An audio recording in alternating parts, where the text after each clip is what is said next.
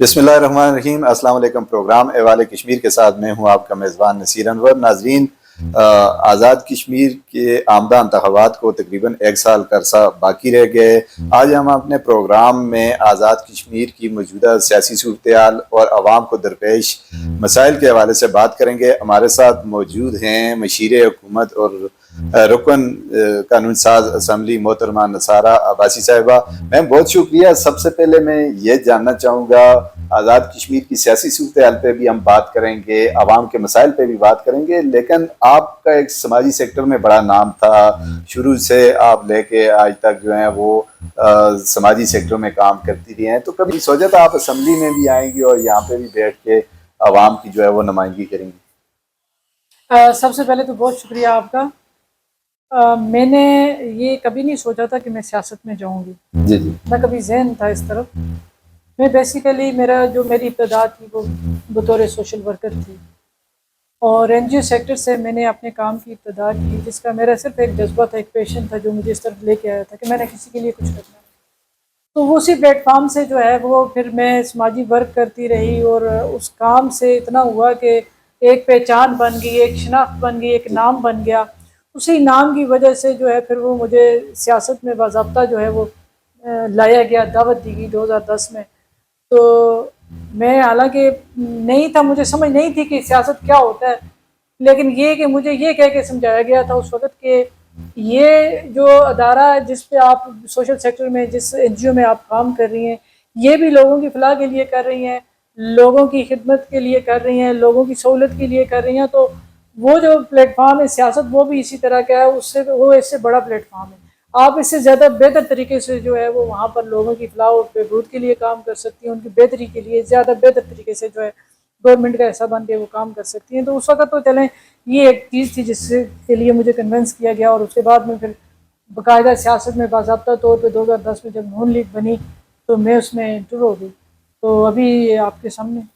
آزاد کشمیر کی سیاست میں جوڑ توڑ کا سلسلہ شروع ہو چکا ہے۔ بہت سارے جو اراکین اسمبلی ہیں وہ اپنی جماعتیں چھوڑ کے دوسری جماعتوں میں جا رہے ہیں، مسلم لیگ نون میں بھی لوگ شمولیت اختیار کر رہے ہیں۔ تو یہ جو مجموعی طور پہ مسلم لیگ نون جو ہے حکومت میں بھی حکومت کا حصہ رہی ہے، اتحادی رہی ہے، تو عوام کو پاس جائے گی جب، تو کیا نعرہ لے کے جائے گی؟ عوام کے لیے کس طرح کے اقدامات کیے ہیں بحیثیت اتحادی حکومت؟ یہ جو ابھی آپ نے کہا نا کہ کیا نعرہ لے کے جائے گی،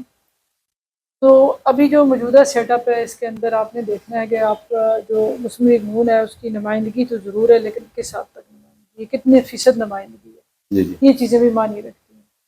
کہ اس وقت اکثریتی جو پارٹی ہے اتحادی گورنمنٹ کے اندر وہ کون لوگ ہیں، اور اقلیت میں اس وقت اقلیتی پوزیشن جو ہے وہ اتحادی کو حکومت میں۔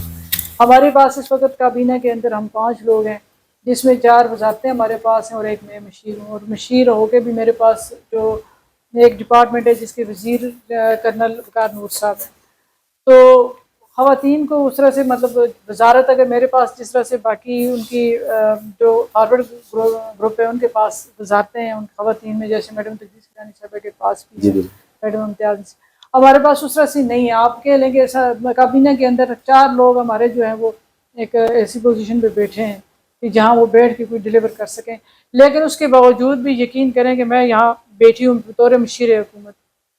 میں صبح سے شام تک یہاں بیٹھتی ہوں اور کوشش کر کے ڈیلی بیسس پہ میں آفس کے اندر موجود ہوتی ہوں، جس میں میرا یہاں بیٹھنے کا مقصد صرف اور صرف یہی ہے کہ میں نہ صرف اپنی پارٹی کے کارکنوں کو فیسیلیٹیٹ کر سکوں، بلکہ اس کے علاوہ بھی جو جتنے بھی اس ریاست کے اندر بسنے والے لوگ ہیں جو بلا تفریق میرے پاس آتے ہیں، تو میری کوشش ہوتی ہے ان کے مسائل کو ایڈریس کریں، اور انشاءاللہ جب بھی ہم عوام کے پاس جائیں گے تو ہم مطمئن ہیں کہ ہم نے اپنی طرف سے پوری ایفرٹس کی ہے ڈیلیور کرنے کی، پوری جو ہے وہ اس اعتماد کے ساتھ جائیں گے، پورا اعتماد طریقے سے جائیں گے۔ ان کو میں نے ان میں کوئی کمی کوتاہی نہیں کی ہے، بلکہ دیانتداری کے ساتھ میں نے ڈیلیور کرنے کی کوشش کی، اور انشاءاللہ آپ دیکھیں گے کہ اب ہمارا کارکن اس کو بھی پتہ ہے کہ ہماری جو پوزیشن ہے ان کے سامنے ہے کہ ہمارے اس وقت 4 وزیر ہیں اور 5ویں میں بالکل ایسے ہی ہے۔ وہ پوزیشن ہے نہیں ہے کہ آپ یہ کہہ سکیں کہ جو ہے مطلب 100% تو نہیں ہو سکتا، لیکن ایٹ لیسٹ ہماری یہ کوشش ہے کہ جس حد تک ممکن ہے وہ ہم اپنے کارکنوں کو بھی مطمئن کر سکیں اور عوام کو۔ اچھا میڈم، آپ گراس روٹ لیول سے اسمبلی میں پہنچی ہیں اور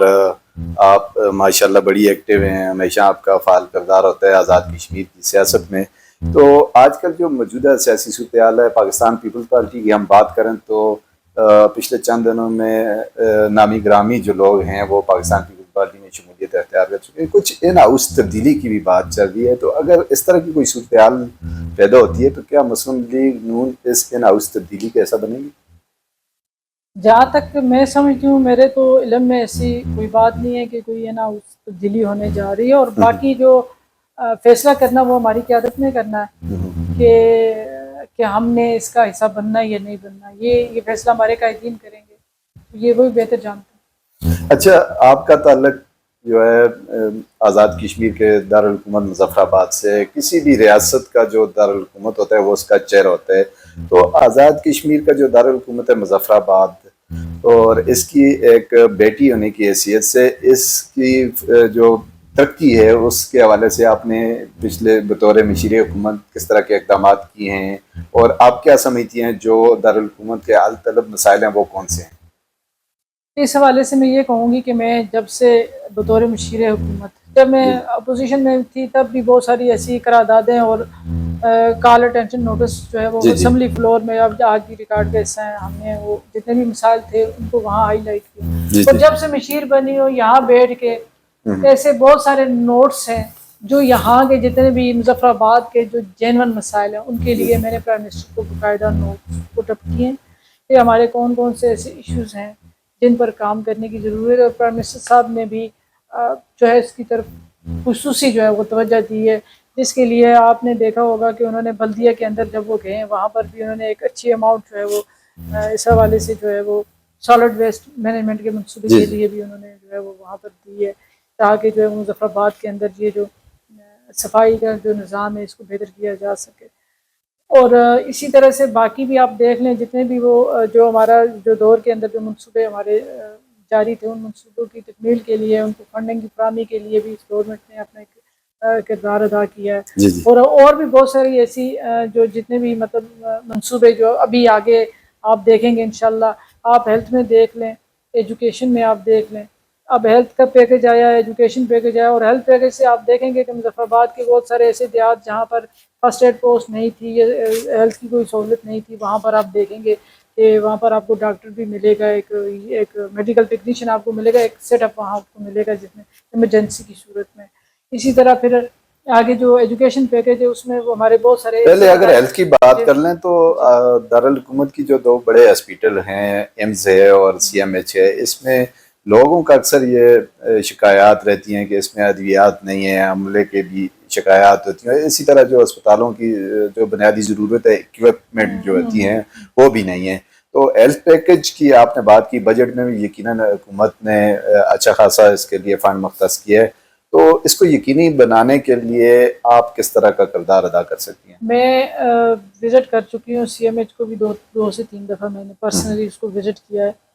میرا مقصد یہی تھا، وہاں میں گئی ایمرجنسی کے اندر، میں نے دیکھا وہاں جو بیڈ تھے وہ کوئی کمی تھی، وہ بھی انہوں نے مجھے بتایا کہ جی یہاں 6 بیڈ لگے ہیں، 6 کے بجائے اگر 12 ہو جائیں، اور اسی طرح سے پھر کوئی بلڈنگ کی بھی ان کو توسیع کے حوالے سے کوئی تھا، وہاں جو کمانڈنٹ آفیسر ہیں ان سے بھی میری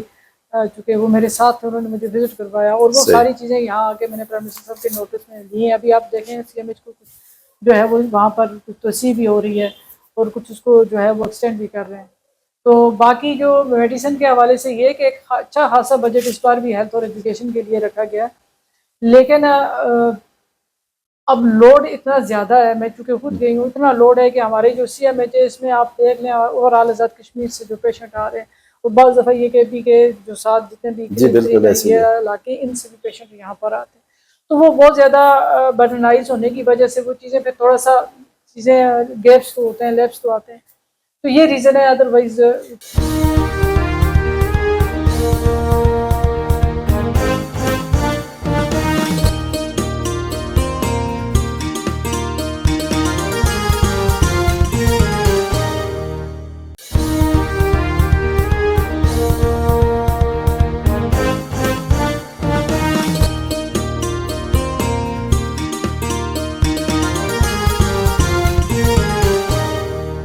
کوشش اچھا، تو ہے حکومت کہ نے بجٹ میں ہیلتھ کارڈ بحال کر دیا ہے، یقیناً حکومت کا ایک اچھا اقدام ہے.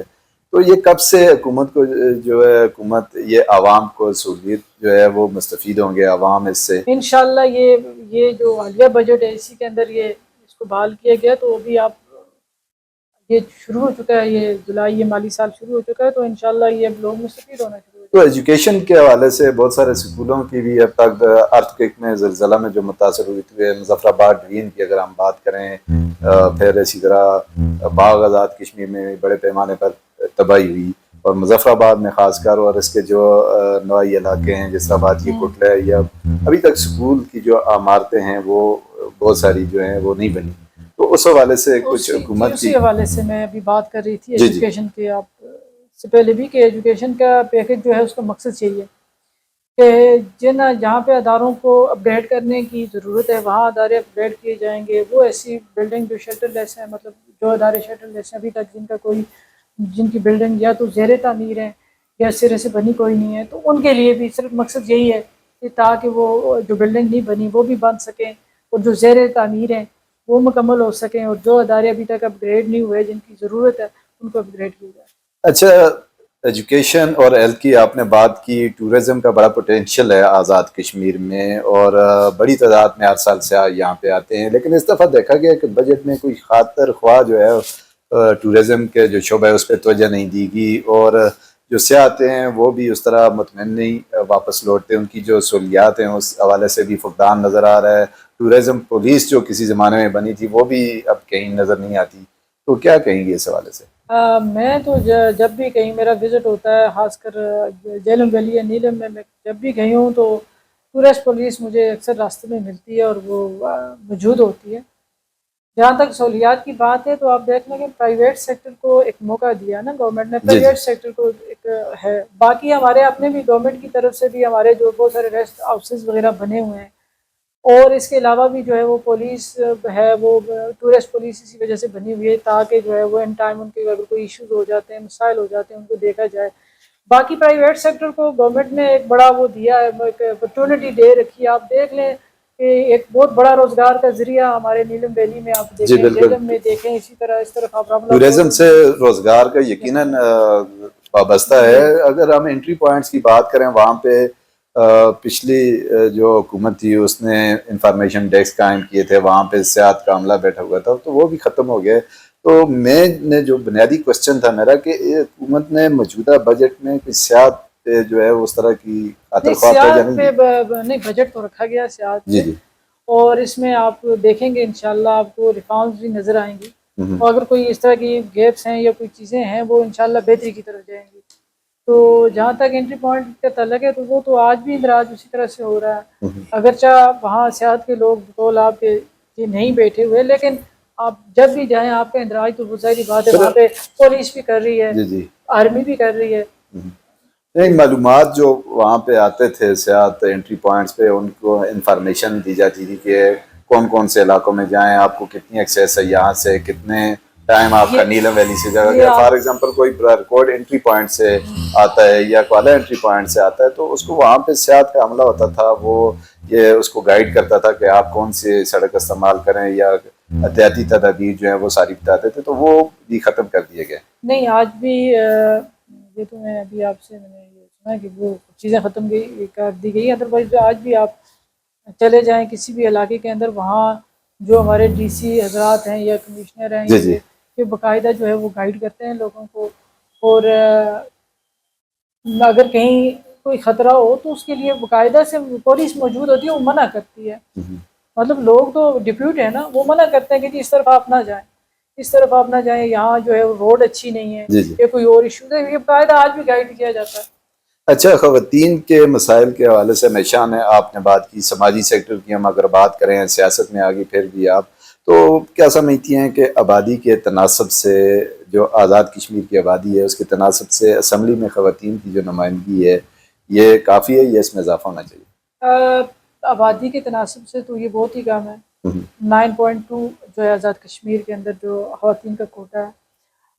اگر آپ نیشنل اسمبلی کو آپ دیکھیں تو وہاں 16.5 ہے، یعنی 16.5 وہاں پر ہے. اس طرح پنجاب میں اس سے بھی زیادہ ہے. اس طرح کے پی کے باقی تمام صوبوں کے اندر اچھی خاصی نمائندگی، اگر ایز کمپیئر ٹو پاکستان آپ اگر دیکھیں تو اس میں تو پھر یہ ہم بہت ہی پیچھے ہیں۔ تو میں یہ سمجھتی ہوں کہ یہ بہت ضروری ہے، یا تو اسمبلی کی جو خواتین کی نشستیں یا تو ان میں کوٹے کو بڑھایا جائے، نہیں تو پھر جو جتنی پولیٹیکل پارٹیز ہیں جی جی تو وہ پھر ایسا، اگر یہ ممکن نہیں ہے تو پھر وہ یہ کریں کہ خواتین کو ٹکٹ دیں تاکہ خواتین براہ راست الیکشن لڑ کے جو ہے وہ عورتوں کی نمائندگی بھی کر سکیں اور پلس عام عوام کی نمائندگی بھی کر سکیں۔ ناظرین، پروگرام احوال کشمیر میں ہمارے ساتھ موجود ہیں مشیر حکومت محترمہ نثارہ عباسی صاحبہ۔ ان سے گفتگو کا سلسلہ جاری ہے، تھوڑا سا بریک لیتے ہیں، بریک کے بعد دوبارہ حاضر ہوں گے۔ Stay with us.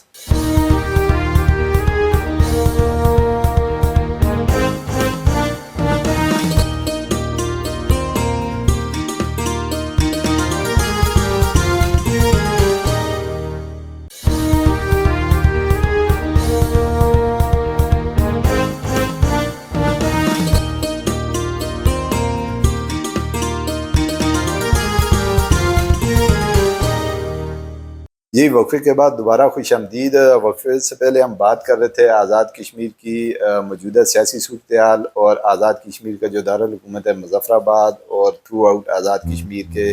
عوام کے جو بنیادی مسائل ہیں، اس حوالے سے ہمارے ساتھ موجود ہیں محترمہ نثارہ عباسی صاحبہ۔ میم، آپ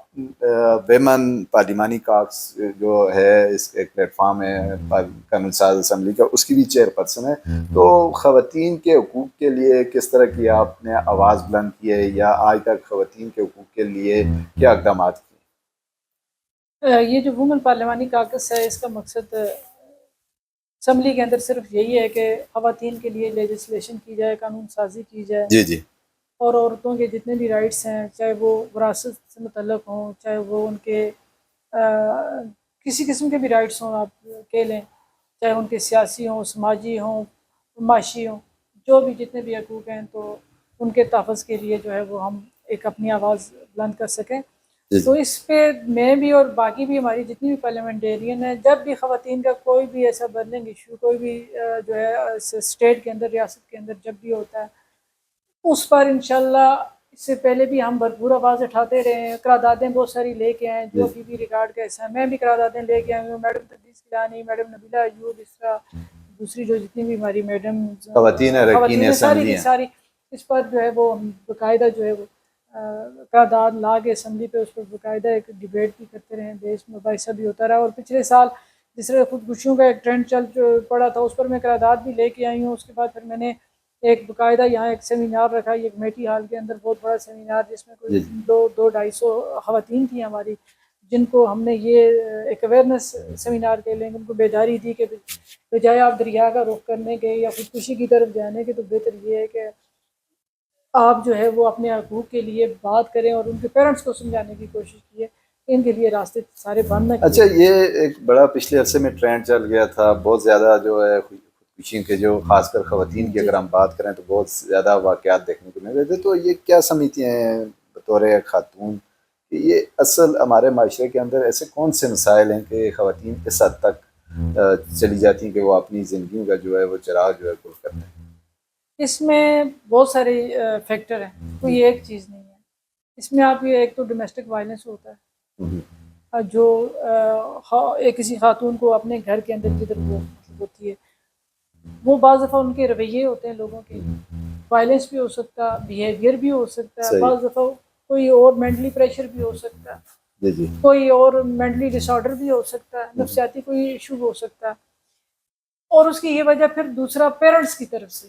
چلے سسرال کے اندر اگر ایشوز کوئی عورت کے اگر کہیں ہیں بھی، تو اس میں پیرنٹس کی طرف سے جب تک کہیں اس کو جو ہے نا اپنی بیٹی کے لیے کوئی سافٹ کارنر نہ ہونا، تو پھر وہ یہ سمجھتی ہے کہ میرا نہ یہ گھر نہ میرا وہ گھر، پھر میرا کیا مطلب، پھر اس کو کوئی راستہ نہیں ملتا، وہ یہی آسانی لگتی ہے کہ بجائے اس کے لیے پیرنٹس کو یہ چاہیے کہ ان کے اس کے لیے جو واپسی کے دروازے ہم لوگ بند کر دیتے ہیں۔ ہمارا ایک قول ہے نا کہ جہاں بیٹی گئی اب ادھر سے اس کا جنازہ ہی آئے، تو پھر وہ جنازے کا انتظار کرنے سے بہتر نہیں ہے کہ بیٹی کو یہ اگر کوئی ایسے حالات پیدا ہو جائیں کہ بیٹی کا کہیں کوئی گزارا مشکل ہو جائے، یا کوئی کسی اور اسی مسائل کا شکار ہے، کوئی اس پر کوئی تشدد ہو رہا ہے، کوئی ظلم ہو رہا ہے، کوئی اس کے ساتھ زیادتی ہو رہی ہے، کوئی مس بیہیو ہو رہا ہے، کوئی تانا زنی ہو رہی ہے، تو ایٹ لیسٹ اس کو آپ دیکھیں، اور اس کو یہ آپ ضرور کہیں کہ کوئی ایسا معاملہ ہو بجائے آپ دریا کے کہ آپ واپس آ جائیں، تو ہم اس معاملے کو ساتھ. اچھا، بہت ساری خواتین جو ہیں ان کو ظاہر ہے اس طرح کے مسائل جب پیش آتے ہیں، عدالتوں کا رخ کرتی ہیں، تو ان کے پاس لیگل جو ہیں کوئی اس طرح کی جو فیسلٹیز ہوتی ہیں وہ نہیں ان کو میسر ہوتی، یا پھر وہ استطاعت ہی نہیں رکھتی کہ وہ افورڈ کر سکیں. تو ان کے لیے بھی کچھ کام کر رہی ہیں آپ؟ اس حوالے سے ہمارا جو وومن ڈیولپمنٹ ہے اس کا ایک پلیٹ فارم تھا، وومن کمیشن. جی جی اس کے اندر باقاعدہ انہوں نے ایک خواتین جو ان کی جو ممبر اس میں لیگل وہ ایک خاتون کو ضرور لیتے ہیں، جس کا مقصد صرف یہی تھا کہ ایسی خواتین کو لیگل اسسٹنٹ دی جائے جو افورڈ نہیں کر سکتی، مطلب ان کے لیے. تو اسی طرح کا ہم بھی چاہ رہے ہیں کہ کاغذ کے اندر بھی ایک اس طرح کا لیگل پلیٹ فارم بنایا جائے. ابھی تو ہم نے اس کا جو ابھی جو کاغذ بنا ہے اس کے ابھی ہم نے رولز اور اس کے جو ہے وہ ان کو فائنلائز کر کے ابھی چیزیں اپروو کر کے اس کو ایک شیپ دی ہے. تو آگے ہماری بھی کوشش ہے ایک لیگل ڈیسک اس کا قائم کیا جائے، جس کا صرف اور صرف یہ مقصد ہو وہ خواتین جن کو لیگل اسسٹنٹ چاہیے ہوتی ہے کسی بھی معاملے کے اندر، تاکہ ان کو فیسیلیٹیٹ کیا جائے. یہ ہماری کوشش ہے اور انشاءاللہ کامیاب ہوں گی. اچھا، آخر میں میڈم یہ بتائیے گا کہ ممبر اسمبلی بننے سے پہلے آپ کی سماجی سیکٹر میں بہت زیادہ خدمات ہیں، تو اس جو مظفر آباد کی اگر خاص کر ہم بات کریں تو اس میں آپ کس طرح کے سماجی جو ہیں کام، فلاحی کاموں میں جو ہے وہ حصہ لیتی رہی ہیں، اور کون سے ایسے جو نمایاں کام ہیں وہ آپ کے یہاں پہ آپ نے کیے ہیں؟ میں نے بہت زیادہ جو ہے ایک ٹائم گزارا ہے سوشل سیکٹر کے اندر. میری یہ کہہ لیں کہ ابتدا جو ہے وہ سوشل سیکٹر سے. میں نے ایجوکیشن میں کام کیا، تعلیم بالغاں کے بہت سارے ادارے ہم نے شروع کیے، بہت ساری خواتین کو ایجوکیٹ کیا. اس کے بعد ہم نے سلائی سینٹر، بہت ساری عورتوں کو سکلز ہم نے دی، بہت سارے سلائی سینٹر ہم نے قائم کیے. پھر اس کے بعد وومن رائٹس کے حوالے سے جو ہے وہ مختلف فورم کے اوپر ہم مختلف سیمینار کرواتے تھے، مختلف جو ہے وہ میٹنگز کرتے تھے، خواتین کے اندر اویئرنیس جو ہے وہ کریٹ کر رہے تھے اداروں کا، اور ان کا لسان کروا رہے تھے. اور اس کے بعد پھر اس کے علاوہ جب زلزلہ ہو گیا، ارتھکویک آ گیا، تو اس کے بعد پھر ریلیف ایمرجنسی پہ کیا، ری ہیبلیٹیشن پہ کام کیا، بہت سارے شیلٹرز جو ہیں وہ ہم نے دیے، اور اسی طرح سے ہائیجین جو ایشوز تھے اس کو ہم نے ایڈریس کیا. اور اس کے بعد پھر ایک بڑا پروجیکٹ ہم نے کیا خواتین کو یہ جو ہے فائنینشلی ان کو اسٹرینتھن کرنے کے لیے ایک ٹریننگ کا ایک بہت بڑا پروجیکٹ ہے اپنا اس کا ورلڈ بینک کا جو لوکل گورنمنٹ کے تھرو. وہ ایک بڑا پروجیکٹ تھا، اس میں بھی ہم نے جو ہے وہ پورا اس وقت ضلع مظفر آباد انکلوڈنگ اس وقت ہٹیاں الگ نہیں ہوا تھا، یہ جیلم ویلی انکلوڈڈ تھا. پورے ضلع کے اندر ہم نے مختلف جگہ پہ جو ہے خواتین کو سبزی اگانے کی جو ہے وہ ٹریننگ دی کہ سبزیاں کس طرح اگائی جاتی ہیں، اور کس طرح سے آپ گھر کے اندر جو ہے وہ سبزیاں اگا کے نہ صرف آپ سیونگ کر سکتی ہیں بلکہ انکم کا بھی اس کو ایک ذریعہ بنا سکتی ہیں. تو وہ بھی عورتوں کو اسٹرینتھن کرنے کے لیے وہ بھی ہمارا ایک اس طرح کے اقدامات بھی کیے. پھر خواتین کے حوالے سے اس کے علاوہ عورتوں کے اندر جو ہے ان کے رائٹس کے لیے بہت ساری چیزوں کے لیے اسٹینڈ کیا. کوئی ایسی عورت جو بعض دفعہ بیکار ہو جاتی تھی یا کوئی اور اس طرح کا ایشو، اس کو لے کے اس کو کورٹ تک بھی لے کے گئے، اس کے تحفظ کے لیے کام کیا. جیلوں میں خواتین کے لیے جو ہم کر سکتے تھے وہ کیا. ایک مطلب اس پلیٹ فارم سے ہم نے کوئی سماجی خدمت کا یہی جذبہ آپ کو سیاست میں لے آیا؟ بس یہ میرا کوئی ذہن نہیں تھا سیاست کی طرف، اور نہ میں سیاست کو اتنا سمجھتی تھی. میرے یہی جو وہ کام تھے یہی وہ وجہ بنے کہ پھر مجھے اپروچ کیا گیا. تو 2010 میں